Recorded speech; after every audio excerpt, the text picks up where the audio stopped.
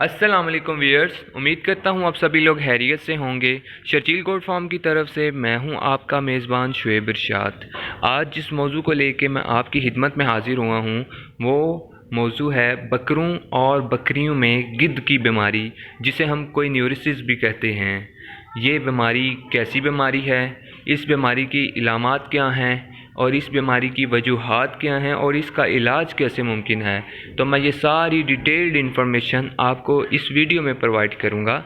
तो वीडियो शुरू करने से पहले मेरी आप सभी से रिक्वेस्ट है कि मेरी इस वीडियो को एंड तक ज़रूर देखिएगा। मेरी इस वीडियो से ज़्यादा इन्फॉर्मेशन हासिल कीजिएगा और अपने दोस्तों तक भी ज़्यादा से ज़्यादा शेयर कीजिएगा, ताकि आपके जो दोस्त हज़रात गोट फार्मिंग के शौकीन हैं या जो लोग घरों में बकरियाँ पाल रहे हैं वो भी इस वीडियो से ज़्यादा फ़ायदा हासिल कर सकें। और इसके अलावा अगर आप हमारे चैनल पर न्यू हैं तो जल्दी से हमारे इस चैनल को, शर्जील गोट फार्म चैनल को सब्सक्राइब कर दीजिए और बेल आइकन भी प्रेस कर दें, ताकि हमारी हर नई आने वाली इन्फॉर्मेटिव वीडियो का नोटिफिकेशन आप तक आसानी से पहुंच सके। तो आपका कीमती वक्त ज़ाया किए बगैर मैं आपको वीडियो की ज़रूरी मालूमात फराहम करता हूँ। गिद्ध की बीमारी मरकज़ी असाबी निज़ाम की एक बीमारी है, जिसे हम कोई न्यूरोसिस भी कहते हैं, जिसमें जानवर जब चलता है तो उसमें इनकोऑर्डिनेशन होती है, उसके मसल्स काम करना छोड़ जाते हैं, जानवर खाना पीना बिल्कुल छोड़ देता है, जानवर में लड़खड़ापन आना शुरू हो जाता है, जानवर अपना सर दीवार में मारना शुरू कर देता है, जानवर गोल गोल घूमना शुरू कर देता है और जानवर का टेम्परेचर भी बहुत ज़्यादा हो जाता है। जानवर एक साइड पे जाना जा रहा होता है मगर वो दूसरी साइड पे जा रहा होता है, मगर मतलब कि उसका सेंट्रल नर्वस सिस्टम ही काम नहीं करता है। अब सेंट्रल नर्वस सिस्टम क्या है कि बॉडी में मौजूद तमाम असबी अनासर और उनमें शामिल उन तमाम असबी अनासर के कंट्रोल का जो ज़िम्मेदार निज़ाम होता है उसे हम सेंट्रल नर्वस सिस्टम कहते हैं या फिर मरकज़ी असाबी निज़ाम कहते हैं, जिसमें चलना फिरना, खाना पीना, उठना बैठना, सोना जागना, ये सारे मामलात का कंट्रोल होता है। और जब बॉडी का सेंट्रल नर्वस सिस्टम ही काम करना छोड़ जाए और तो ये सारे मामलात जो हैं वो डिस्टर्ब हो जाते हैं, मुतासर हो जाएंगे और जानवर में जो है वो इनकोऑर्डिनेशन आ जाएगी। अब सवाल ये है कि जानवर में ये बीमारी लगती कैसे है, इस बीमारी से जानवरों को बचाया कैसे जा सकता है और इसका इलाज कैसे मुमकिन है, तो ये मैं सारी इन्फॉर्मेशन आपको प्रोवाइड करूँगा। तो इसलिए मेरी वीडियो को एंड तक ज़रूर देखिएगा। तो गिद्ध की बीमारी दरअसल एक पैरासाइट की बीमारी है, जिसे हम आम ज़बान में कीड़ा भी कह सकते हैं। कीड़ा मतलब कि ये एक ऐसा पैरासाइट है जो कि जानवरों के दिमाग में जाके, बकरों और बकरियों के दिमाग में जाके सिस्ट बना लेता है, यानी कि अपना घर बना लेता है और वहाँ ही अपनी अफजाइश करता है, जिसे हम सिस्ट कहते हैं। इस बीमारी में जानवर गोल गोल चक्कर काटता है और अपना सर एक साइड पे कर देता है और चक्कर काट कर बैठ जाता है। बाज़ औक़ात जानवर अंधा भी हो जाता है। जब ये पैरासाइट दिमाग में सिस्ट बना लेता है तो जानवर का दिमाग नरम हो जाता है, जिसकी वजह से जानवर के दिमागी जितने भी सारे मामलात हैं वो सारे के सारे मुतासर हो जाते हैं, ख़राब हो जाते हैं, डिस्टर्ब हो जाते हैं और वो अपना सर भी मारने लगता है। उसे सर में बहुत ही ज़्यादा दर्द होती है और कभी कभी वो ज़मीन पे भी गिर जाता है। तो ये बीमारी इतनी बुरी बीमारी है कि जानवर बहुत ही ज़्यादा स्ट्रेस में आ जाता है और बाज़ औक़ात जानवर मर भी जाता है।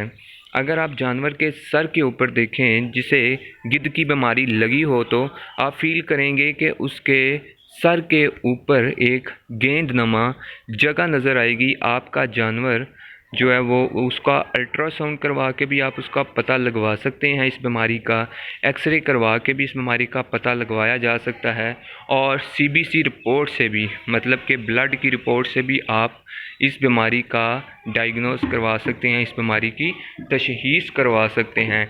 कि अगर आपको शक है कि हमारे बकरे को ये या बकरियों को बीमारी है तो आप एक्सरे भी करवा सकते हैं, CBC रिपोर्ट भी करवा सकते हैं, अल्ट्रासाउंड भी करवा सकते हैं। तो इन सारी चीज़ों से आपको इस बीमारी की तशख़ीस हो जाएगी, और जैसे ही बीमारी की तशख़ीस हो जाएगी तो आपने उसका फ़ौरी से इलाज करवाना शुरू कर देना है, जो कि इलाज मैं अभी आपको बताता हूँ।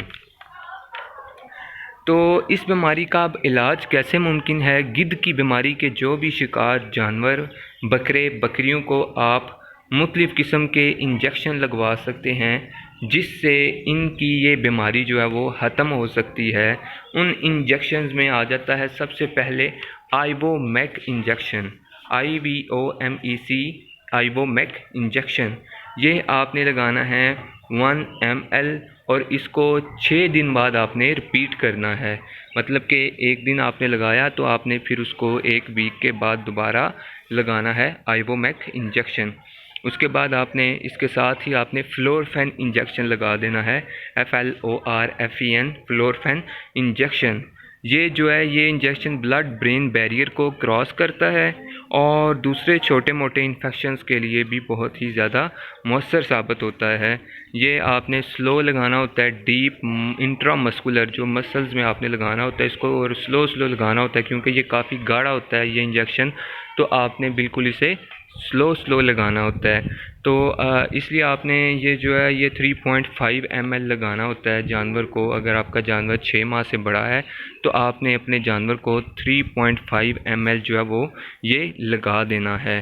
तो ये फ्लोरफेन इंजेक्शन हो गया, आइवोमैक इंजेक्शन भी हो गया। इसके बाद आपने डेकाड्रॉन इंजेक्शन लगाना है। डेकाड्रॉन इंजेक्शन जो है वो बुखार के लिए बहुत ही ज़्यादा फ़ायदेमंद इंजेक्शन है। टेम्परेचर को जो है वो कम करता है, दिमाग की सोजिश को भी कम करता है, क्योंकि ये जो पैरासाइट है ये दिमाग में जाके मगज़ के साथ ये अपना घर बना लेता है, जिसकी वजह से दिमाग में सोजिश हो जाती है। तो दिमाग की सोजिश को कम करने के लिए डेकाड्रॉन इंजेक्शन जो है वो बहुत ही ज़्यादा मुफीद है। तो आपने आइवोमैक इंजेक्शन लगाना है, फ्लोरफेन इंजेक्शन लगाना है, डेकाड्रॉन इंजेक्शन लगाना है।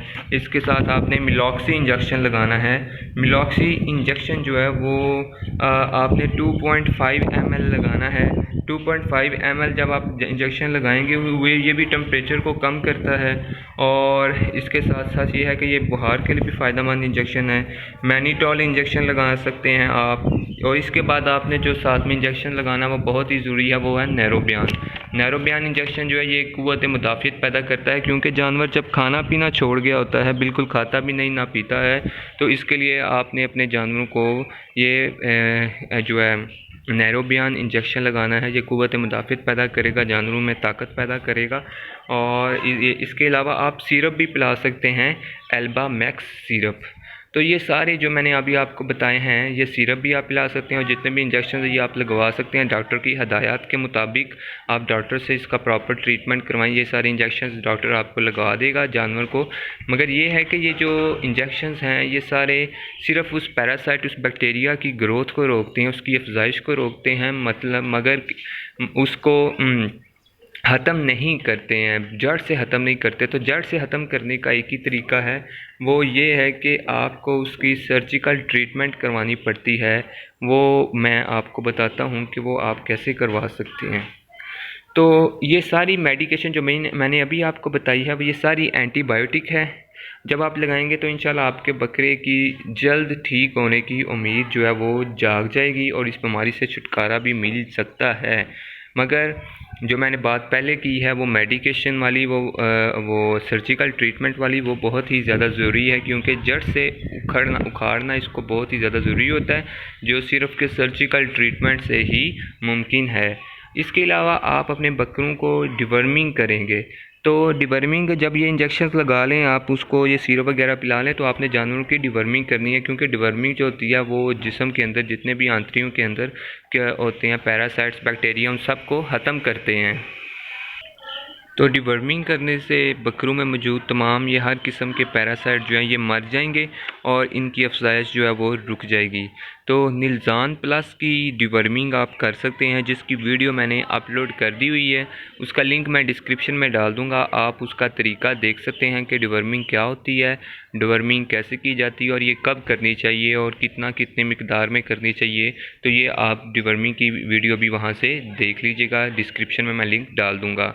क्योंकि ये जब ये गिद्ध की बीमारी होती है तो इसमें ये पैरासाइटिक बीमारी है, तो इसमें डिवर्मिंग जो है वो बहुत ही ज़्यादा ज़रूरी है। तो आपको डिवर्मिंग के बारे में भी पता होना चाहिए, तो मैं लिंक उसका भी डिस्क्रिप्शन में डाल दूँगा।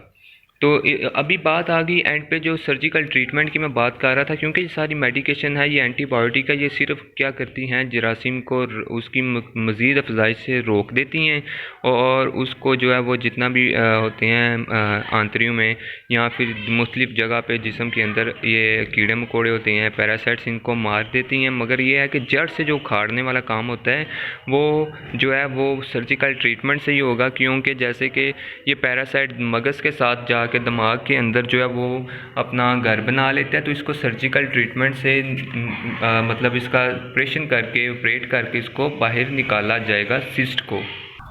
तो इसीलिए इस बीमारी का जो सही इलाज है वो सिर्फ सर्जरी है, क्योंकि जानवर की दिमाग की सर्जरी से इस पैरासाइट को, इस सिस्ट को, इस कीड़े को, इस पैरासाइट को निकाला जाता है और जानवर जो है वो बच जाता है। तो उम्मीद करता हूँ आपको हमारी आज की ये वीडियो बहुत ही ज़्यादा पसंद आई होगी, क्योंकि आज की हमारी वीडियो काफ़ी इन्फॉर्मेटिव थी। गिद्ध की बीमारी जिसे हम कोइनोसिस भी कहते हैं, तो इसकी इन्फॉर्मेशन और डिटेल मैंने आपको सारी बता दी है। तो इंशाल्लाह उम्मीद करता हूँ आपको हमारी ये वीडियो पसंद आई होगी। अगर आपको हमारी ये वीडियो पसंद आई तो इसको ज़्यादा से ज़्यादा लाइक कीजिए, कमेंट्स कीजिए, शेयर कीजिए अपने दोस्तों तक भी। और अगर आप हमारे चैनल पर न्यू है तो जल्दी से हमारे इस चैनल को सब्सक्राइब कर दीजिए, बेल आइकन प्रेस कर दे, ताकि हमारी हर नई आने वाली इन्फॉर्मेटिव वीडियो का नोटिफिकेशन आप तक आसानी से पहुँच सके। तो इंशाल्लाह मिलते हैं नेक्स्ट वीडियो में, तब तक के लिए अल्लाह हाफिज़।